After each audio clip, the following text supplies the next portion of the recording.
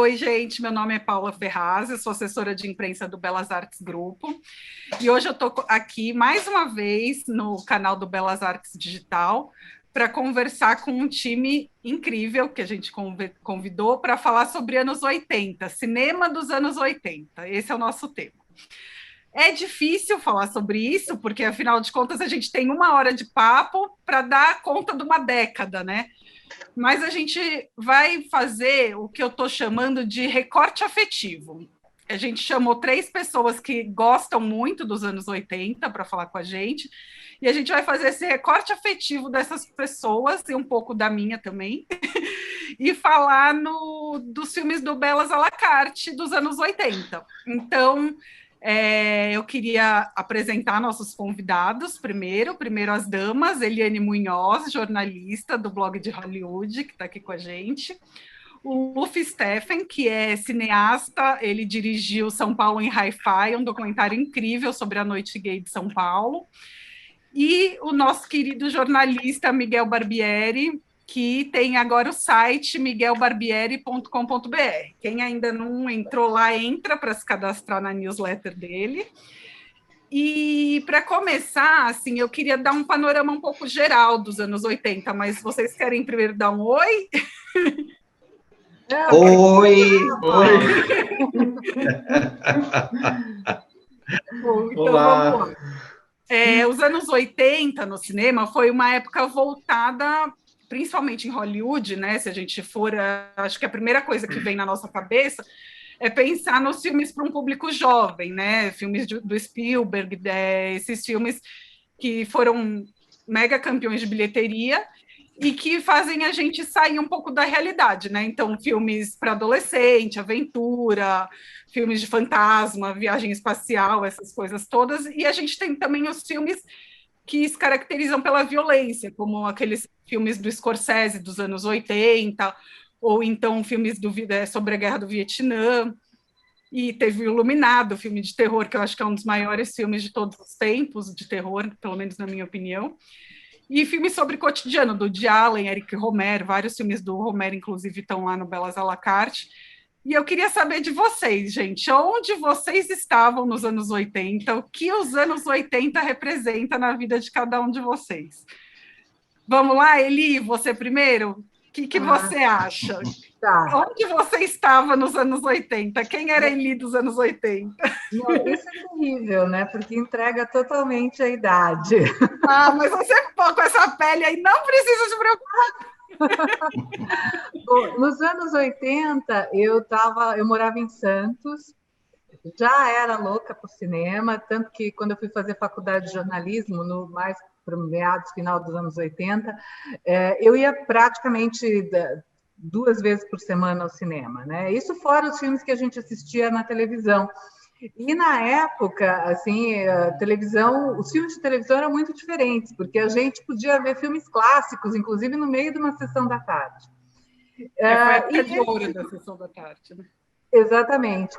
E esses filmes dos anos 80, na verdade, foram super marcantes para mim, assim, acho que influenciaram todo o meu gosto cinematográfico para a vida, porque vários deles ainda estão entre os meus favoritos da vida. E você, Miguel, quer falar um pouquinho? Então, os anos 80, enquanto vida, foi muito importante para mim, porque eu estava na faculdade de jornalismo da PUC, depois que eu acabei a faculdade, eu morei 1 ano em Paris e fiz uma mega imersão no cinema, porque não tem lugar no mundo como o cinema de Paris, assim, de salas de cinema e de retrospectivas. Então, foi uma imersão na época eu estava muito ligado em Fassbinder e Wim Wenders.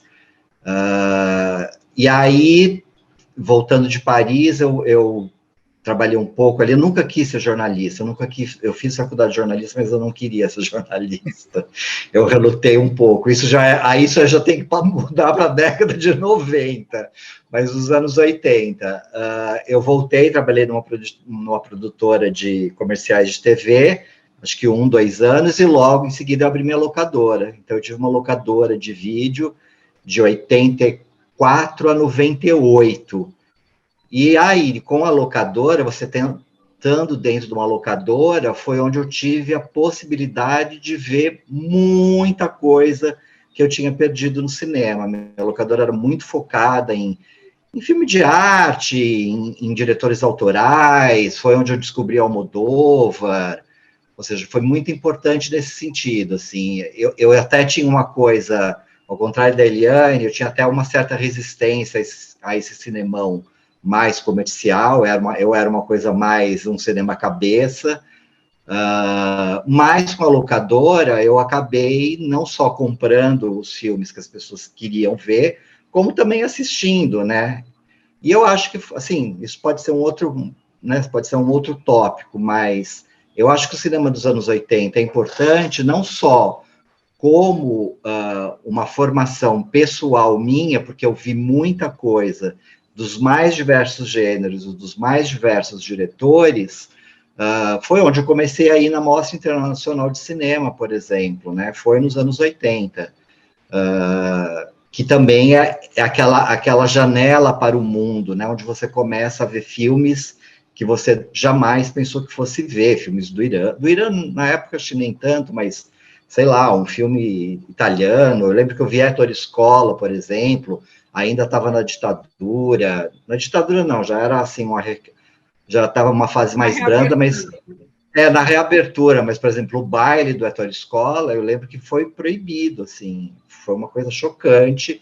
A gente está na mostra de cinema e, não vai passar o baile porque a censura proibiu o baile. E não tinha nada, gente, o baile era um filme mudo, só de dança, né?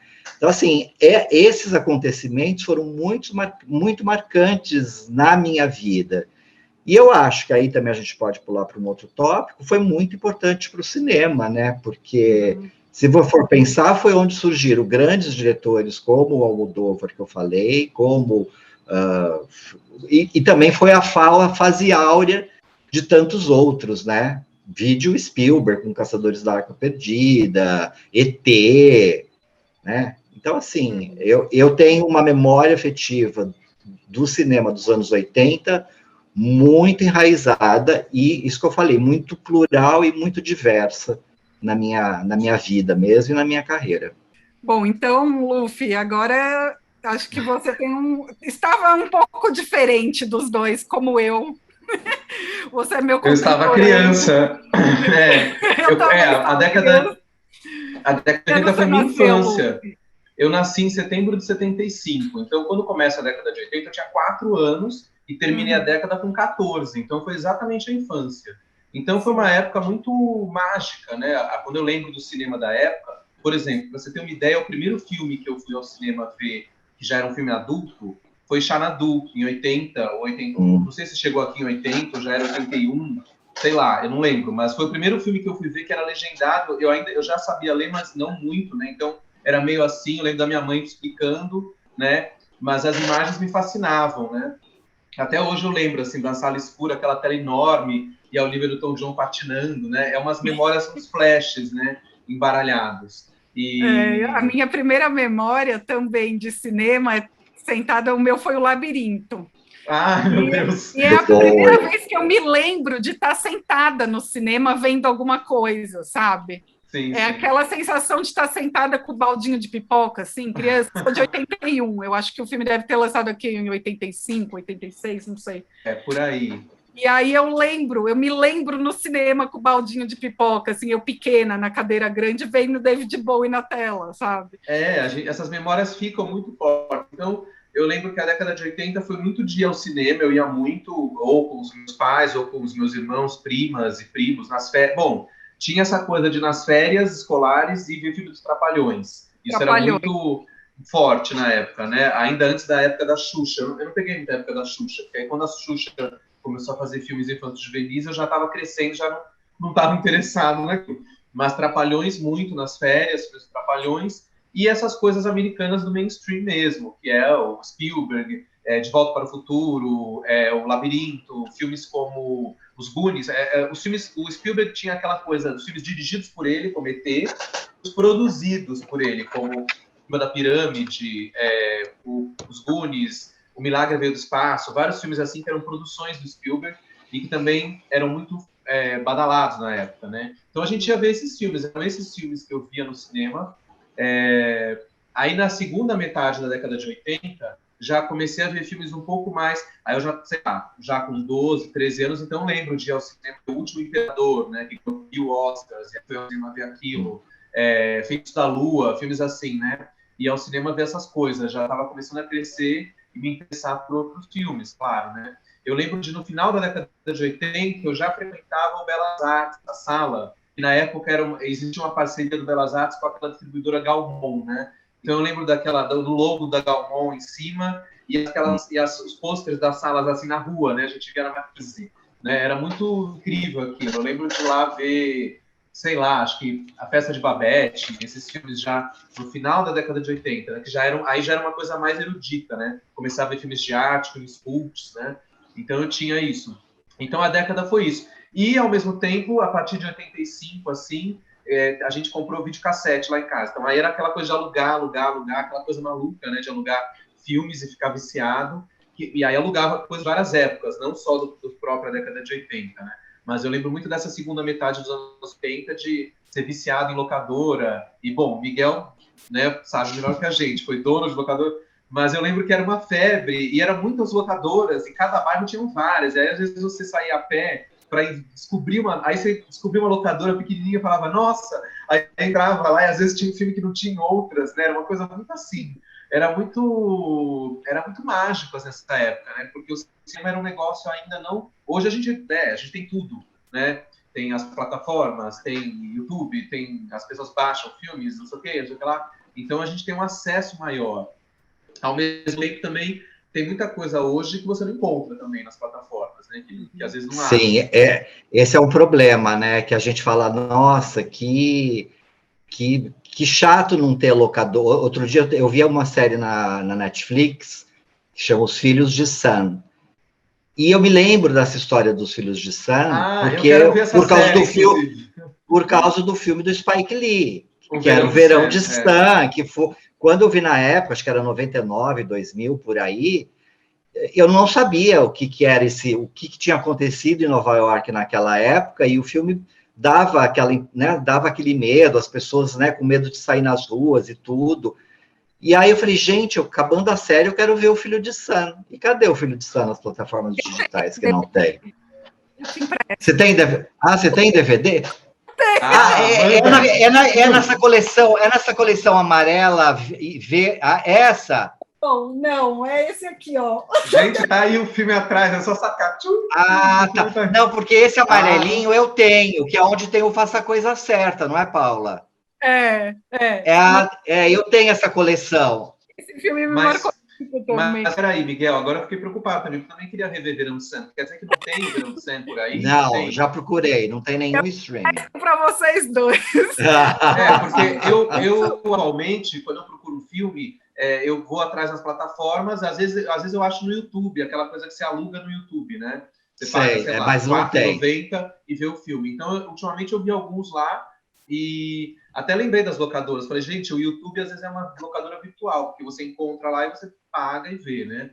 Mas não, enfim. Você sabe que é por isso que eu nunca vou me desfazer dos meus DVDs. Eu tenho nem eu. 6.000 DVDs em casa, e tem muitos filmes que a gente não acha mais nas plataformas, e quando eu vou pensar assim, que nem a Paula fez, eu tenho aqui o meu DVDzinho, eu vou dar uma olhada nele. Eu sei até onde que eles estão.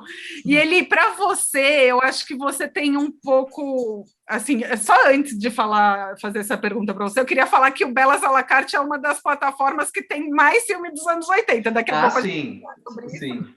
E a gente também a gente viu, André, então o Verão de Sam, a gente já vai atrás eu vou pedir para o André Sturm ir atrás. Porque assim, é lógico que muita gente, principalmente essa nova geração, não vai fazer a relação dessa minissérie com o filme do Spike Lee. Mas eu vi a minissérie justamente porque eu tinha visto o filme do Spike Lee né, desse serial killer que matava mulheres e homens, né, em Nova York, enfim. E aí eu falei, gente, eu quero rever o filme do Spike Lee. Não tem. Então, André Sturm, o Verão de Santo Spike Lee. Aproveitando o gancho, Paula, também o Miguel falou uma coisa que me lembrou de uma outra coisa, uma sugestão também para o Belas Artes à la carte.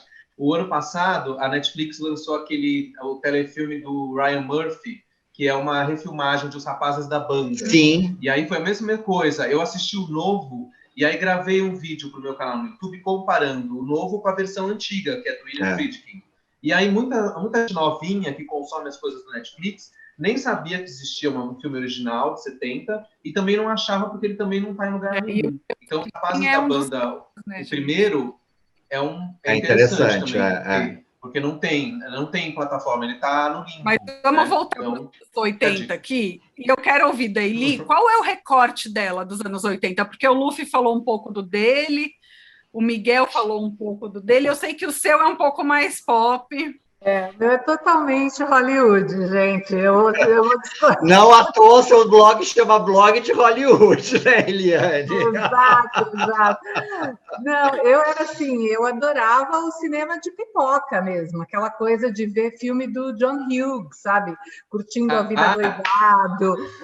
Eu adorava ver os filmes do Spielberg, o ET, e também gostava das coisas das aventuras. Então, tipo, até hoje, Os Caçadores da Arca Perdida é um dos meus filmes favoritos da vida.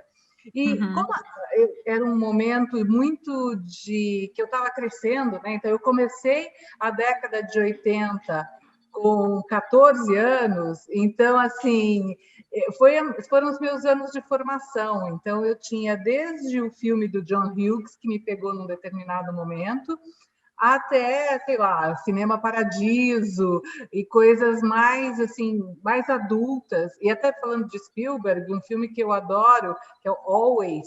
Alguém me lembra qual é o título em português? Além da Eternidade. Além da Eternidade. Que é um filme bem adulto, até não era para a minha idade, mas que eu amo até hoje. Então, assim, o meu recorte ele é bem amplo, porque foi uma mudança de idade que a gente muda muito. Então, tem um que é muito importante na minha vida, que é o primeiro ano do resto de nossas vidas.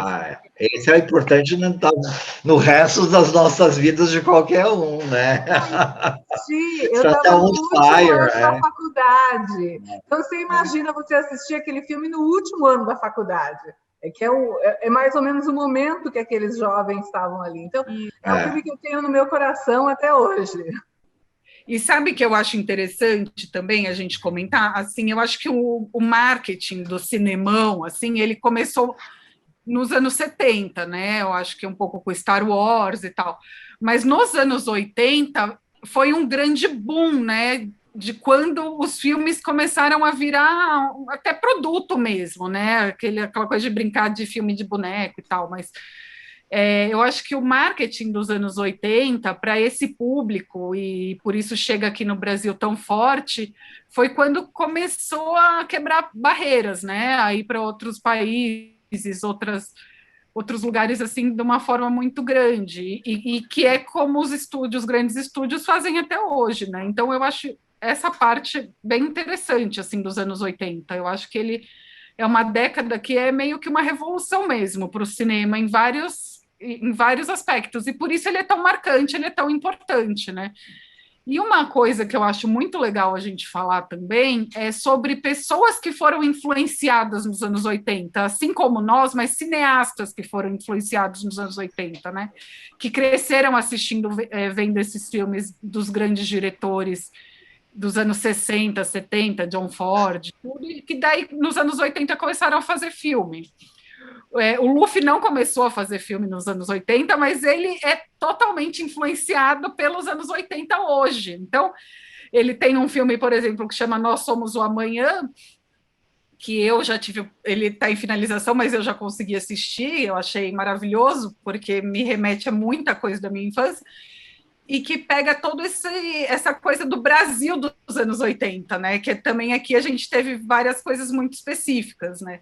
Então, quem vocês acham que são esses cineastas que hoje fazem muito sucesso, e a gente tem até série, né, tipo Strange Things e outras que também são influenciadas pelos anos 80. O que vocês acham disso, assim?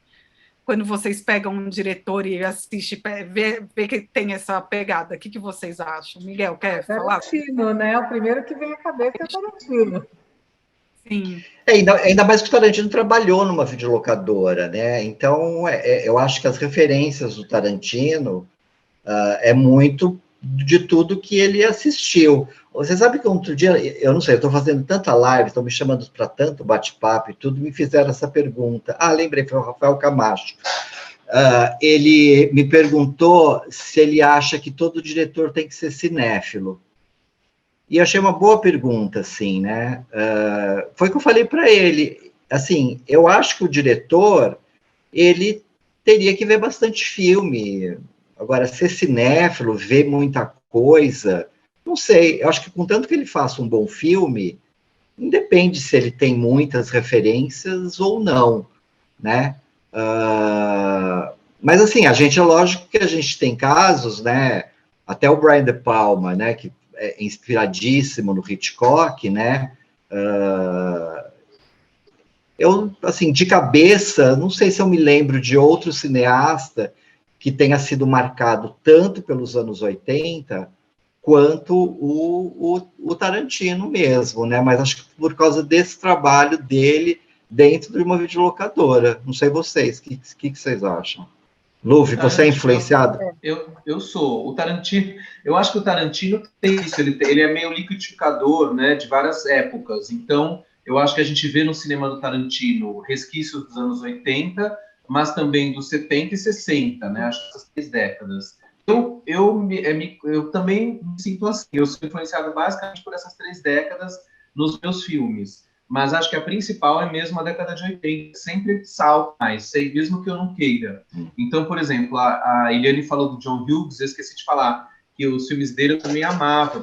Eu já vi esses filmes dele na segunda metade dos 80, já em vídeo, porque quando os filmes estrearam no cinema, acho que eu ainda não tinha, sei lá, então eu comecei a alugar John Hughes no final, assim, em 87, 88, 89, alugava os filmes dele em vídeo e amava. E aí eu gosto desses filmes dele, esses filmes jovens dele, né?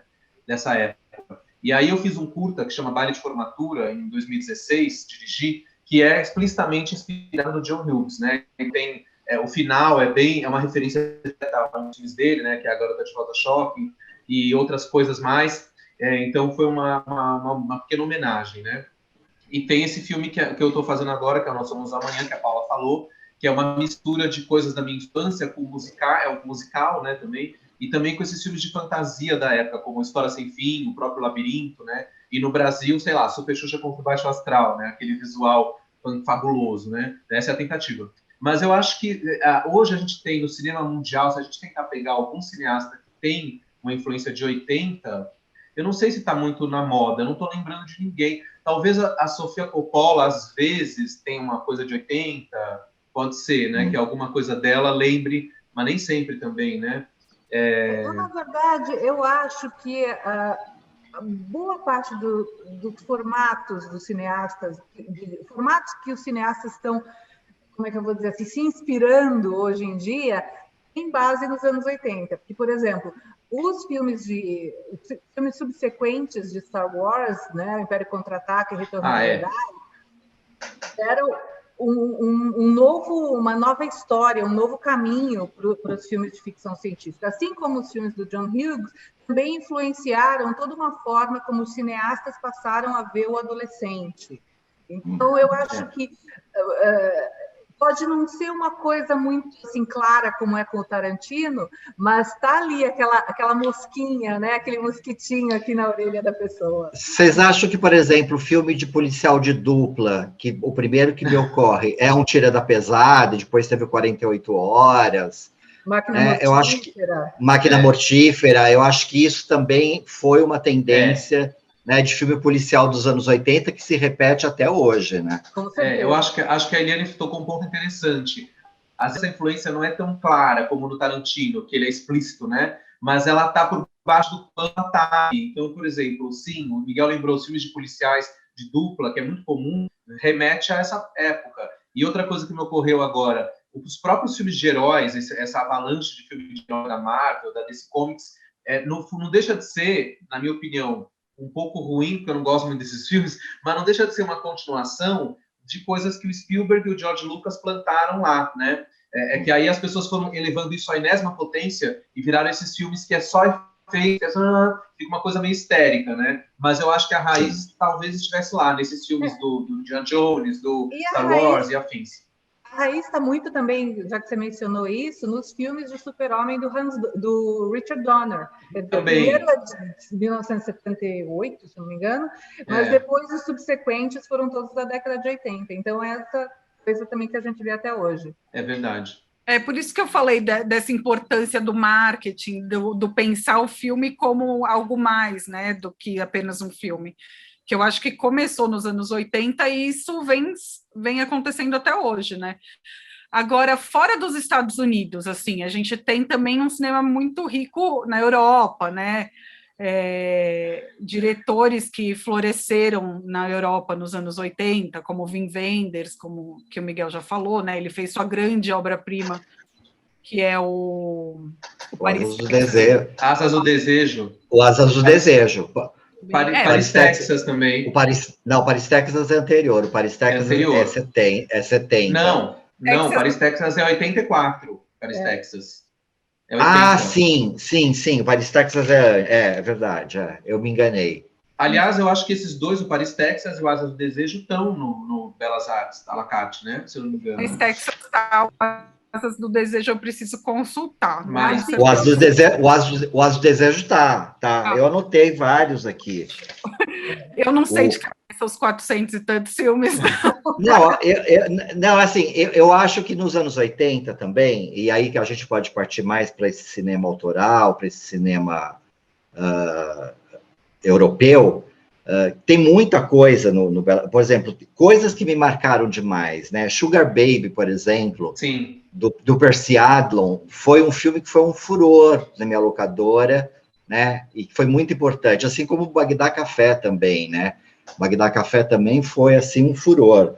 O Caravaggio, assim, Derek Jarman também foi um nome super importante nos anos 80. E o Belas Artes também. Só para a gente situar. Então, agora a gente já está falando de filmes dos anos 80 que estão no Belas à la carte. Não, eu tô falando um pouco assim de cinema europeu, porque como você quis partir para o lado de cinema europeu, embora eu tenha anotado também muita coisa americana que tenha me influenciado, eu acho que tem muita coisa no cinema europeu, ou asiático também, a gente pode falar de Kurosawa, de Kagemusha e Han, por exemplo, que eu não sei se é aquelas coisas, não sei se é porque eu estava vendo isso naquela época, que para mim se torna os filmes mais importantes desses diretores, ou se são casual, entendeu? Por uma casualidade Mas, por exemplo, eu acho o Han e o Kagemusha os dois grandes filmes do Kurosawa.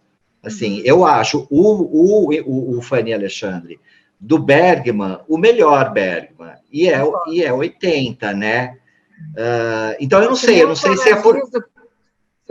então, assim, do Tornatore, então, assim, eu não sei se é... Por exemplo, até no Scorsese, eu adoro o After Hours, assim, o Depois de Horas, e adoro o Rei da Comédia, que foram dois filmes dos anos 80, até meio esquecidos aí no tempo, na filmografia do Scorsese, que eu adoro. Então, assim, é isso que eu falo, eu não sei se é porque o Zelig também, do Woody Allen, também, que eu adoro, que é anos 80, não sei se é porque eu vi naquela época e me marcou demais, ou se porque eu gosto até hoje, entendeu? Se eu revisse esses filmes, eu falaria, ai, nossa, o After Hours eu revi não faz muito tempo, depois do Hora do Scorsese.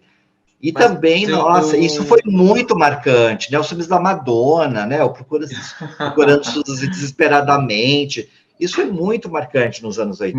Mas, Miguel, eu também tenho essa dúvida. Às vezes eu me pego pensando se esses filmes que eu dou tanta importância nos anos 80, se foi uma coincidência, eles realmente foram grandes momentos de diversos cineastas, ou é porque eu tenho essa ligação e aí eu não consigo dissociar, não sei. Eu revejo Memória os filmes afetiva, e alguns... É a memória afetiva. Mas a gente vê que os filmes se sustentam quando a gente revê. Por exemplo, Os Bons Companheiros do Scorsese eu revi recentemente, que já é 90. 90, É meio 80, mas é meio 89, vai, porque ele filmou antes, né? Então, Os Bons Companheiros tem um jeitão ainda de 80. É um filme que está ali de pé até hoje, 30 anos depois, né? Então, eu acho que os filmes foram filmes fortes na época. Os anos 80, muita gente fala, década perdida. Eu discordo dessa expressão. Não, ainda mais que você não viveu essa época na sua fase adulta. Eu, Sim. Como já vivi essa época numa fase adulta, ali com meus 20 e poucos anos, acho que meus 20 e poucos anos, é isso que eu falo. Será que os filmes tinham essa importância, ou seja, marcaram tanto porque eles foram importantes, ou é porque eu dei uma importância muito grande naquela época? É uma coisa que assim, é uma resposta que eu não tenho, mas se você está falando que você também, que viu depois esses filmes, você não via no cinema, que você viu depois, se você acha que são marcantes... quis dizer, os que eu vi depois e mesmo os da época, por exemplo, um filme como, sei lá, De Volta para o Futuro, né, que eu vi no cinema na época, e aí cada revisão o filme continua de pé, por exemplo, isso é um exemplo. Tá. Claro que tem coisas que acho que envelheceram, normal, tem coisa que envelhece, e tem coisa que você vai ver... Outro dia eu vi Os Garotos Perdidos, que era um filme que eu tinha amado na época, né? Fui ver, eu falei, gente, vendo com os olhos de hoje, envelheceu pra caramba. Mas eu amo esse filme. Eu amo esse filme.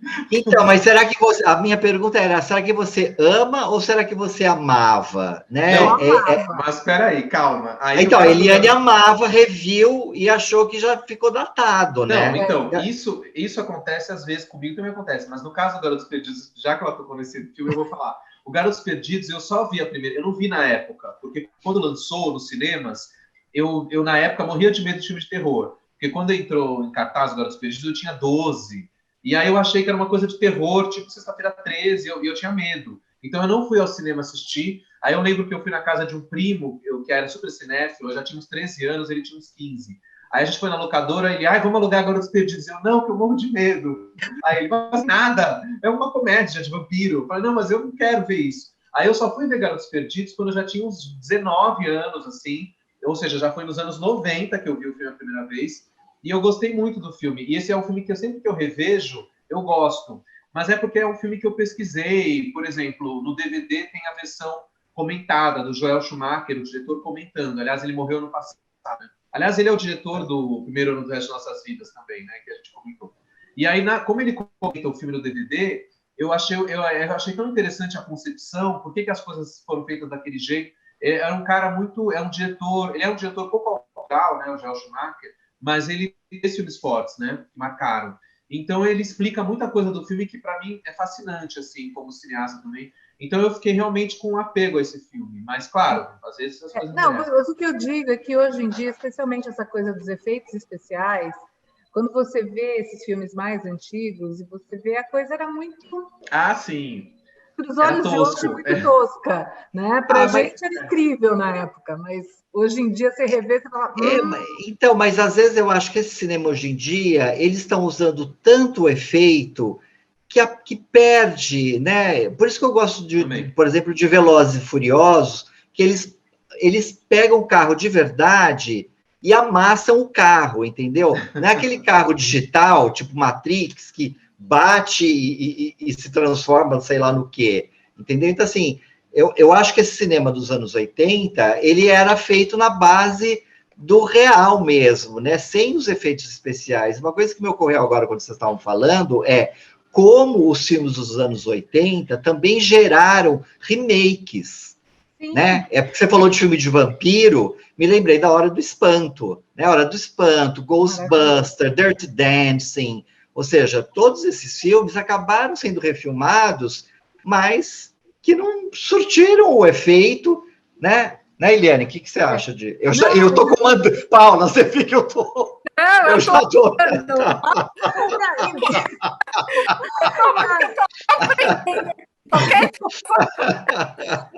Na verdade, assim, você pode ver que tem um monte de filmes dos anos 80, assim, que os efeitos especiais eram de acordo com a época, mas aí não envelheceram tanto. É o caso, por exemplo, de Exterminador do Futuro, que é desses anos 80 e continua muito eficiente, né? É o caso de O Império Contra-Ataca, que Não continua... é dos 80? Eu não lembro se Duna é... Duna? Duna é anos 80, 82. É, Duna. É refilmagem agora, né? Sim, vai ter a refilmagem agora, E o Exterminador do Futuro teve 500 mil sequências, refilmagens, reboots e tudo, mas nenhum, talvez o 2, né? Nenhum foi tão bom quanto aquele primeiro, né? Quando a gente aparece o Schwarzenegger pela primeira vez. E depois teve Duro de Matar também. Olha, eu revi ontem Duro de Matar e continua assim muito bom. Então, quer dizer... O primeiro. Plaza, assim. Burucutus, todos têm o Expendables, né? Que também é um tipo de filme que pega aqueles heróis, né? Dos anos 80, assim, e tenta refazer dos anos 80.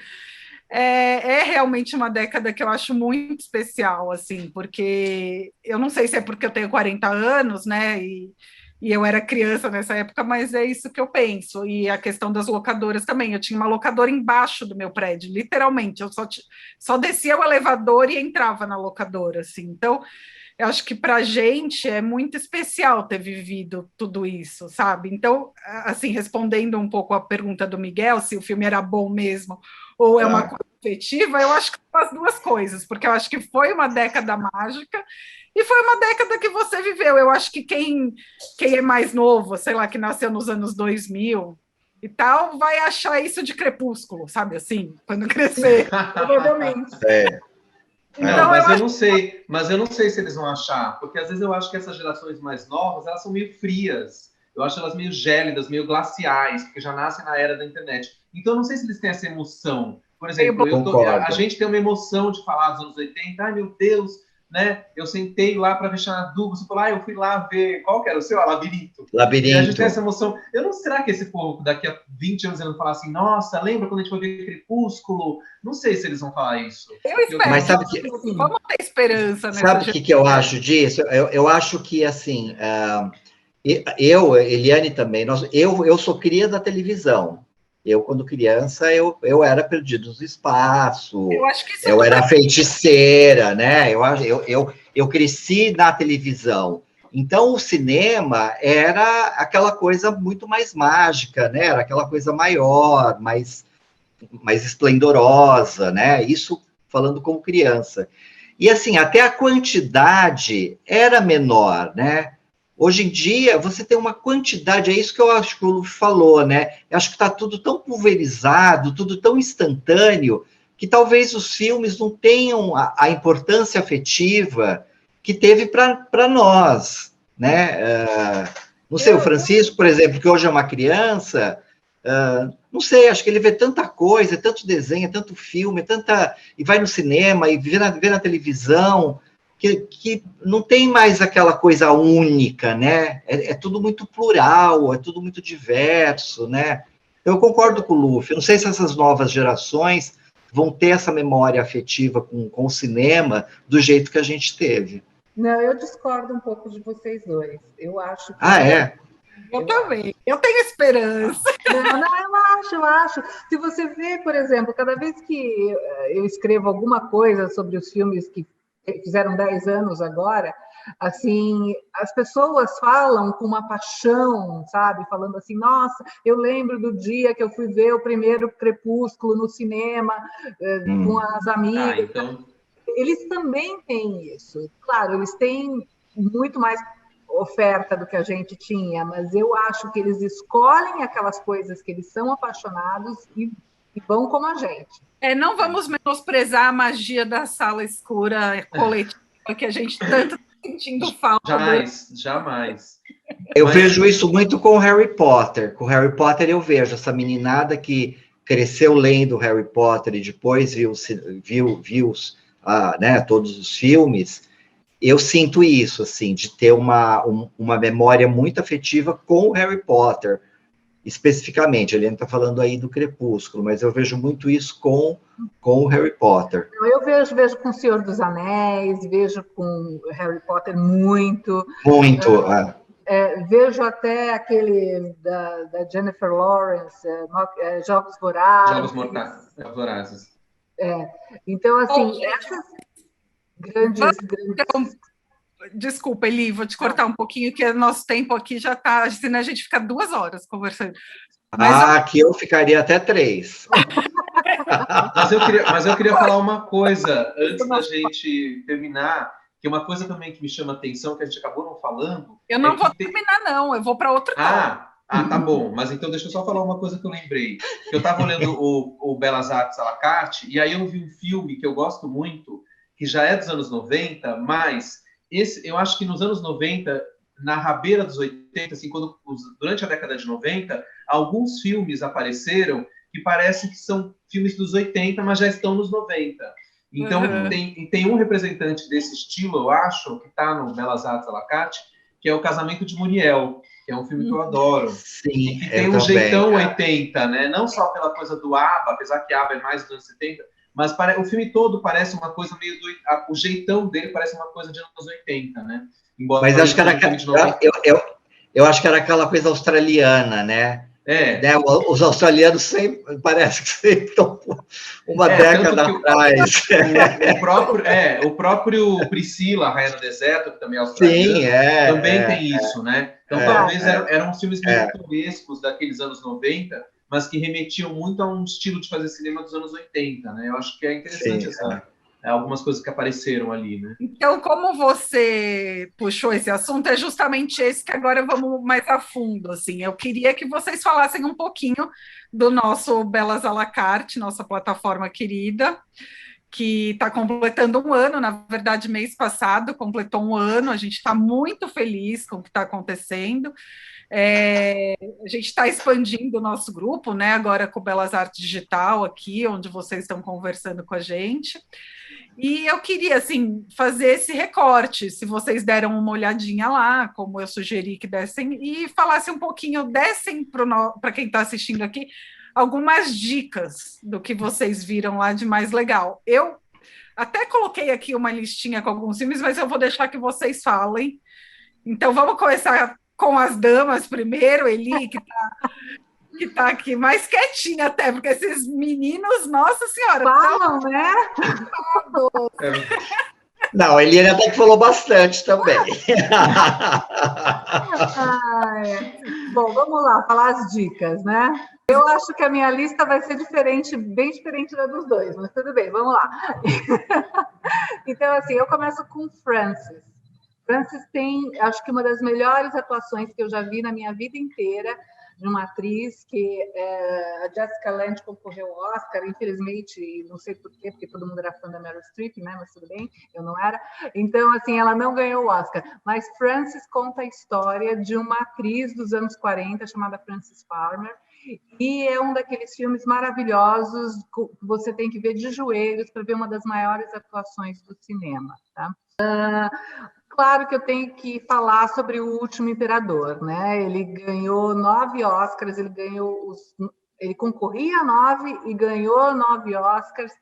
Eu tive a oportunidade de viajar para a China e ir lá nos lugares onde foram feitas as locações. Foi o primeiro filme que conseguiu filmar lá na China com o apoio do governo. Então, assim, ele marcou muito essa década, né? Que mais que eu coloquei aqui? Bagdá Café.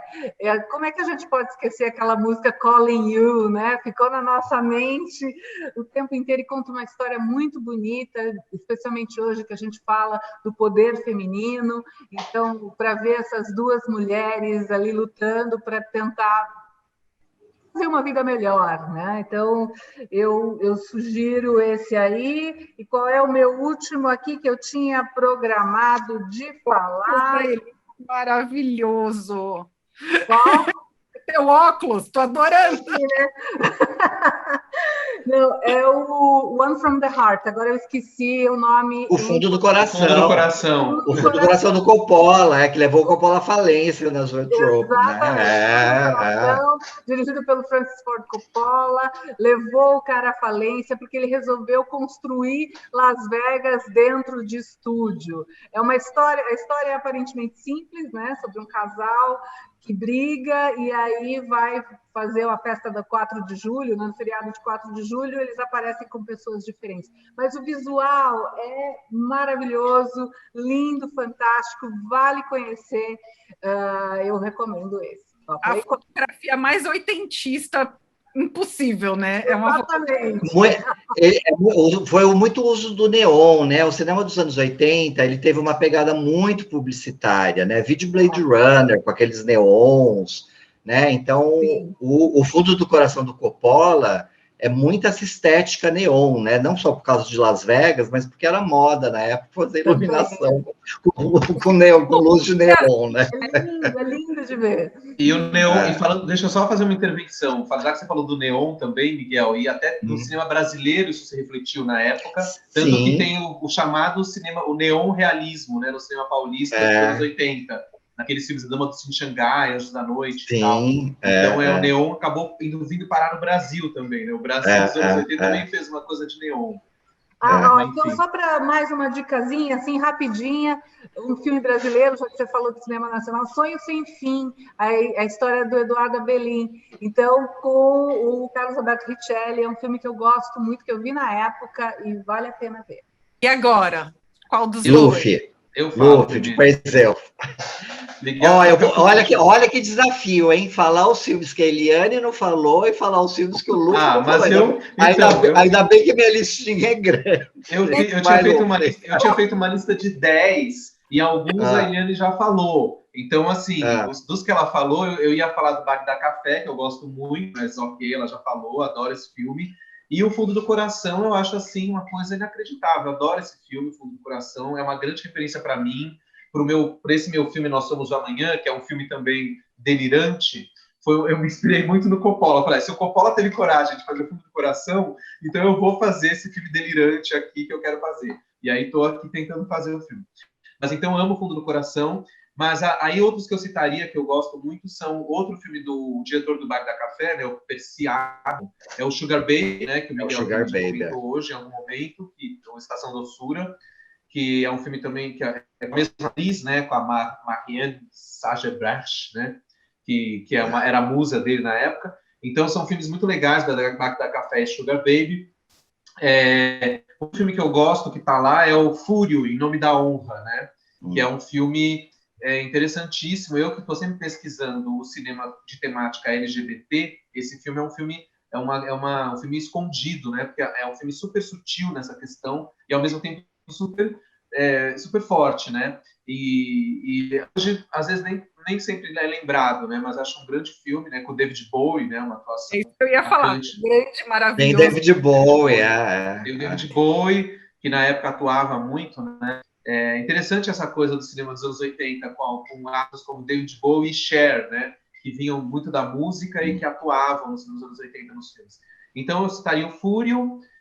Outro que tem lá que eu gosto muito é o Bésame Mucho, filme brasileiro, né?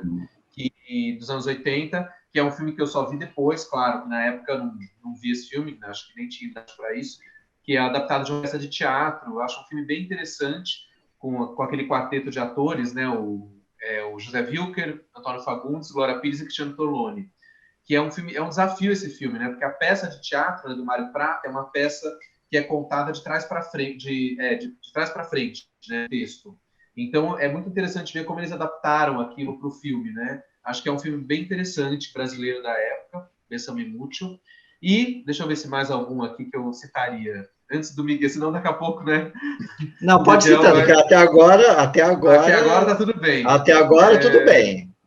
Eu acho que são esses os que eu mais gosto, que estão ali, né? E o Paris, Texas, eu citaria, que eu gosto muito também do Paris, Texas, que também é um filme muito definidor da estética dos 80, né? Acho que muitos filmes foram na cola do Paris, Texas, depois daquilo, né? Ficou que nem aconteceu, eu acho, 10 anos depois, o Paris, Texas é de 84, e a gente pensa 10 anos depois, em 94, por exemplo, do Tarantino, né? Foi aquela apoteose. E aí, às vezes, muita coisa que foi depois é tentando imitar o estilo do Pulp Fiction, né? Gerou uma moda. O Paris, Texas, acho que fez a mesma coisa nos anos 80. E né? interessante pensar nos elencos também, né? Porque a Natasha Kinski está no Paris, Texas, e está no Fundo do Coração, lindíssima, né? Absurdamente. E tá no... Ah, não, no Asas do Desejo ela não tá, ela tá na continuação, né? Que é o Tão Longe, Tão Perto, que é depois, Tão longe, tão né? perto. Mas é uma atriz... A Natasha Kinski é uma atriz também muito símbolo dos 80, né?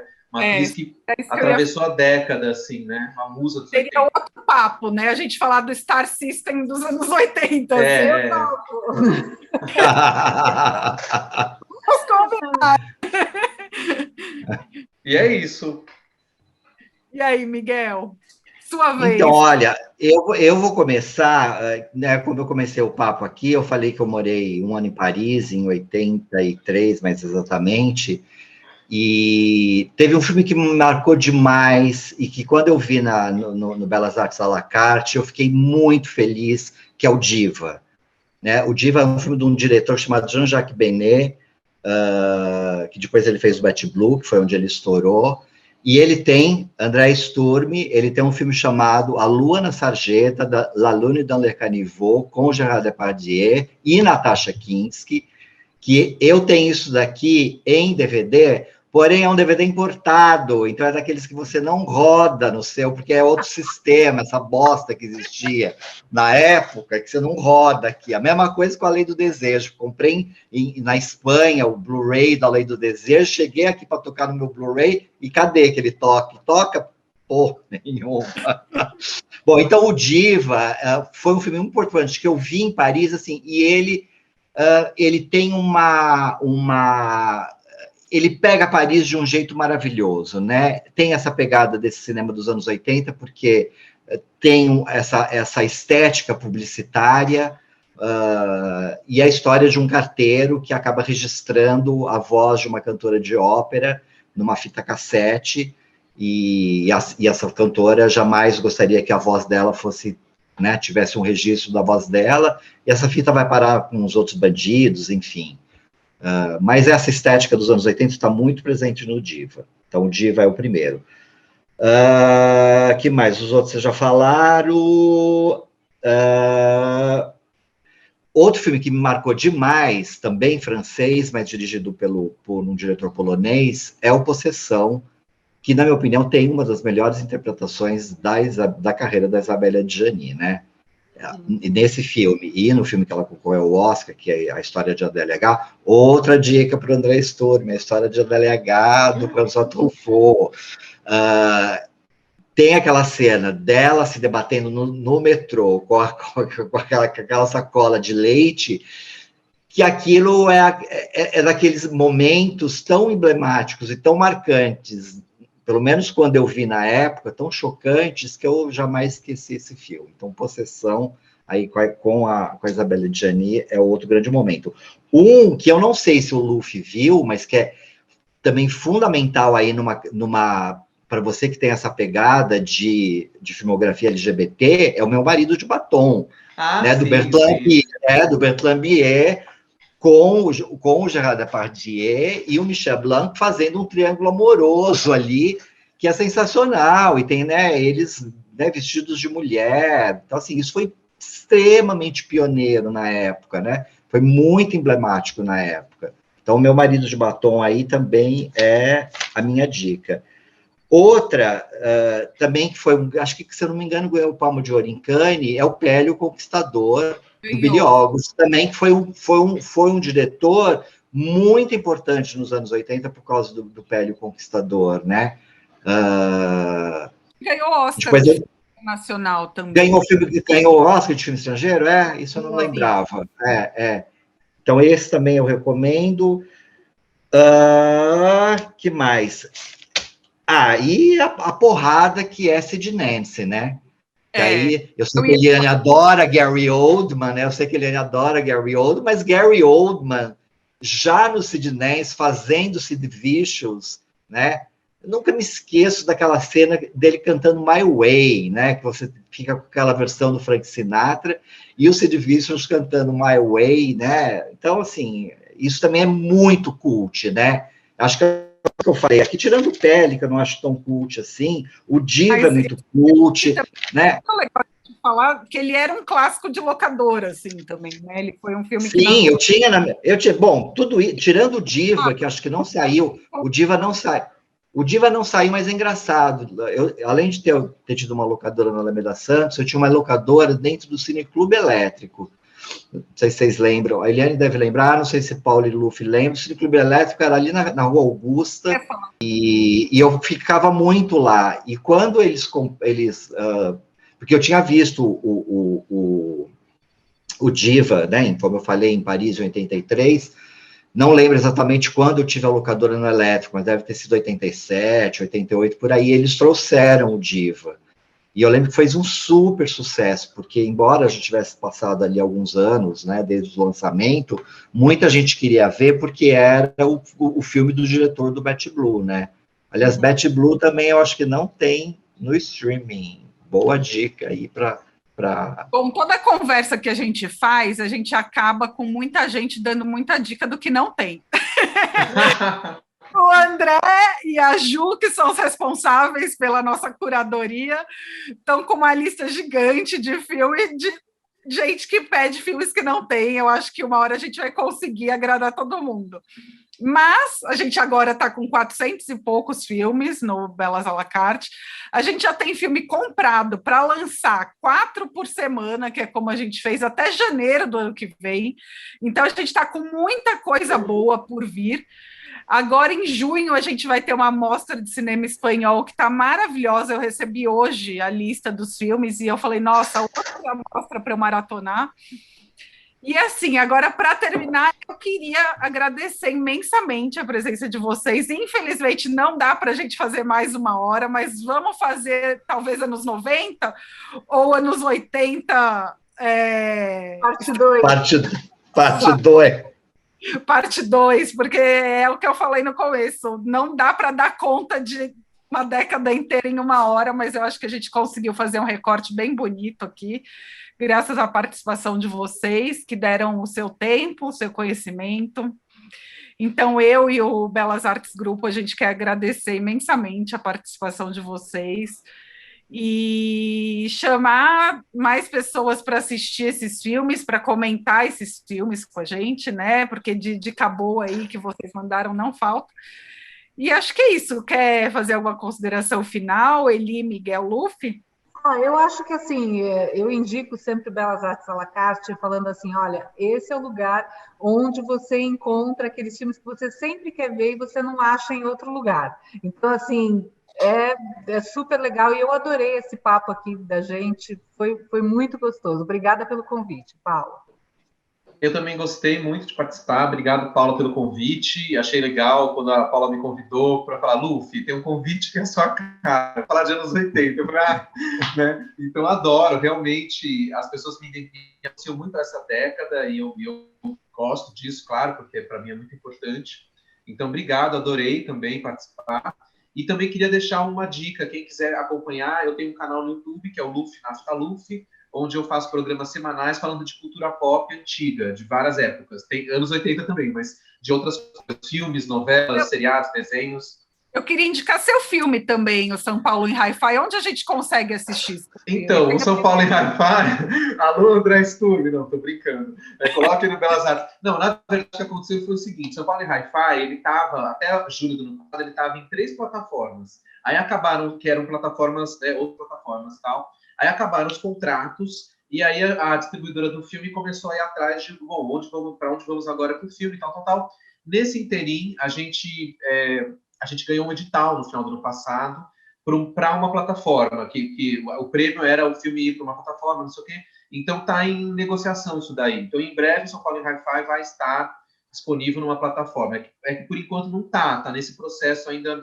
Mas eu acredito que eu sei que tem o DVD na Blux, livraria. Tem as pessoas que colecionam. O site da Blux. Tem gente que quer comprar o DVD, que coleciona, então é legal. O DVD é vendido exclusivamente pela livraria Blux, que é aquela livraria que tem no Shopping Frei Caneca. e também tem 2 unidades, acho que uma no Rio e uma em Niterói, né, lá naquele museu. Mas eles fazem também online, devem vender por correio agora, sei lá. Então, Livraria Blux vende o DVD de São Paulo em Hi-Fi. E o filme na plataforma, em breve, vai estar. Então, para acompanhar as notícias do filme, quiser saber quando ele vai online, finalmente, de novo, a página do filme é no Facebook. Aí é o Facebook/São Paulo em Hi-Fi. Aí lá estão as notícias. E logo mais os outros filmes do Luffy estarão disponíveis. Nós Somos o Amanhã, que é meu longa, meu fundo do coração. Eu só espero que não me leve à falência, igual o fundo do coração. Na verdade, já levou, né? Porque na época da filmagem eu fui à falência, mas aí eu me reergui. Agora a gente está na fase de finalização, mas é uma finalização complicada. Então, eu acredito que o filme talvez seja lançado em 2022 ou 2023. Enfim, um dia sai. Nós Somos o Amanhã. É isso. E eu queria falar que... Não, eu queria falar que foi muito bom, foi ótimo.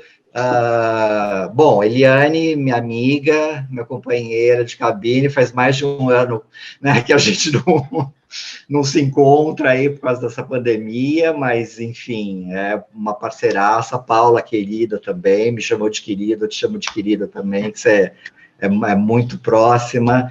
E o Luffy, a gente já se conhecia também, o Luffy sabe, eu falei muito bem do São Paulo em Hi-Fi, o filme dele, que eu gosto, o filme anterior dele também, que eu gosto também, você sabe. O outro, como que chama mesmo? Então, A Volta da Paulicéia Desvairada, foi meu primeiro A Volta da Paulicéia Desvairada. Foi antes do Paulo em Hi-Fi. Eu lembro quando o Miguel até fez uma entrevista comigo, né, falando do filme, foi bem legal. E esse filme, por exemplo, esse dá para ver. Quem quiser ver A Volta da Paulicéia Desvairada, ele tá numa plataforma que é Cultura em Casa. Então é só dar um Google, Cultura em Casa, A Volta da Paulicéia Desvairada. Ele tá lá disponível. Que é bem legal também. Então, eu já conheci o Luffy, mas eu não sabia desse lado tão cinéfilo, desse conhecimento tão profundo do Luffy, que eu fiquei surpreso, assim, que eu achei muito legal E é aquela pergunta, né, que o Rafael Camacho me fez, se todo cineasta tem que ser cinéfilo. É lógico que quando você fala com um cineasta cinéfilo, tem muito mais sabor, né? Tem muito mais, você acaba, né, a gente acaba tendo umas coincidências e uns gostos muito parecidos, e eu achei bacana ter você aqui também por causa disso, assim, né, dessa contribuição que você deu aí, não só do teu lado de realizador, mas também do teu lado cinéfilo, que foi muito importante. Adorei. Miguel, fala aí. Miguel, em breve, meu site, mas já está lá, né, disponível para fazer a minha newsletter, que é miguelbarbieri.com.br, e minha live toda quinta-feira no meu Instagram, @miguelbarbieri. As pessoas vão lá, comentam, participam, eu interajo. Eu adoro fazer live. Eu falei no meu site, naquela coisa, o autor, né? Falei, Beto, eu não quero escrever isso. Ele falou, não, mas você tem que escrever alguma coisa, né? Aí eu fiz tudo assim, uma coisa tudo rapidinho, assim. Nascida em São Paulo, formado em jornalismo pela PUC. Trabalhei não sei quantos anos de Engenharia Popular, trabalhei não sei quantos anos na Veja de São Paulo, mas uma coisa que eu me orgulho é de ter sido ou um dos pioneiros de fazer live, que eu faço isso há mais de 5, 6 anos, e eu adoro, assim, é um canal de comunicação que eu adoro. Na pandemia virou moda, mas eu já faço isso há muito tempo e eu adoro, que é onde eu tenho meu contato ali com os meus seguidores, e é muito bom. É toda quinta-feira, 7h, no @miguelbarbieri. E deixa eu só aproveitar, então, já que está todo mundo falando, eu vou falar também. Então, assim, convidar todo mundo para seguir o blog de Hollywood.com.br em todas as redes sociais. A gente fala sobre esse cinema assim, divertido, gostoso, fantástico. Pronto. E cobre premiações como ninguém, Eliane Munhoz. Cobre Oscar, Globo de Ouro, que vai saber se vai ter o ano que vem ou não, mas cobre Globo de Ouro, Critics' Choice, Emmy, faz uma cobertura, eu fico besta. Como que a Eliane pode postar tanta coisa no Twitter não, mas no Facebook, no Instagram, no Twitter também, assim, eu falo, gente, como ela consegue fazer tudo ao mesmo tempo agora, assim, em curto espaço de tempo. Bom, meus queridos, então é isso. A porta do Belas está sempre aberta para vocês. Em breve, se Deus quiser, no nosso cinema. Por enquanto, a gente se encontra no Belas à la carte, no Belas Digital, tá bom? Muito obrigada mais uma vez. E quem chegou aqui, até aqui ou não, mas eu tenho que fazer aquela parte do curte nosso vídeo, segue nosso canal e comenta. Vamos lá, gente. Qual o seu filme dos anos 80 preferidos? Quais os, né? Porque é difícil ser só um. Obrigada, gente. Tchau. Beijo. Tchau, tchau, tchau.